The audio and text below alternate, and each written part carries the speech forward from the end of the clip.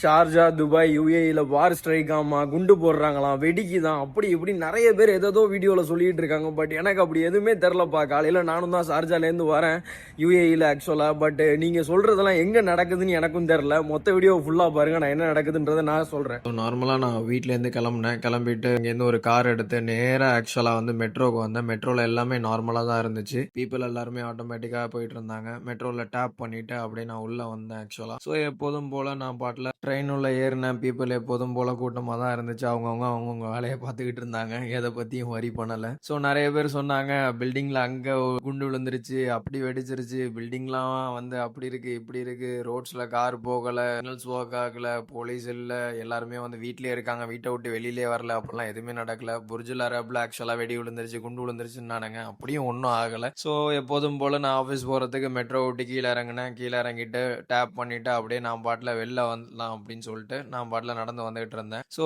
வெளியில் வந்தால் எப்போதும் போல தான் கூட்டம் இருந்துச்சு. எல்லாரும் அவங்கவுங்க வேலைக்கு போயிட்டு இருந்தாங்க. ஸோ இந்த சைடு பார்த்தீங்கன்னா ஹில்ஸ் மால் போகிறதுக்கு வேன் நின்றுக்கிட்டு இருந்துச்சு. இந்த சைடு பார்த்தீங்கன்னா டாக்ஸிஸ்லாம் நின்றுக்கிட்டு இருந்துச்சு. பஸ்ஸஸுமே எப்போதும் போல தான் வந்துகிட்டு இருந்துச்சு ஆக்சுவலாக. ஸோ அதே மாதிரி கடைலாம் இல்லை, ஸ்டேஷனரி திங்ஸ் இல்லை, க்ரோசரி இல்லைன்னானுங்க. அதுக்கு முன்னாடி ஷேக் ஜாயிதரோட எம்டியாக இருக்குன்னானுங்க. ஷேக் ஜாயிதரோடலாம் பார்த்துட்டு நான் பாட்டில் நடந்து போயிட்டு இருந்தா கடை எப்போதும் போல ஓப்பனில் தான் இருந்துச்சு ஆக்சுவலாக. ஸோ டுவர்ட்ஸ் ஆஃபீஸ் நான் பாட்டில் நடக்க ஆரம்பிச்சிட்டேன். சரி இன்னைக்கு நடந்து போவோம் அப்படின்ட்டு. தலபாத் டிரைவராக இருக்கட்டும், டெலிவரி பாயாக இருக்கட்டும், எல்லாருமே இருந்தாங்க. ஸோ எக்ஸாக்ட்லி ஃபைனலி நான் என்னோட ஆஃபீஸை ரீச் பண்ணிட்டேன்.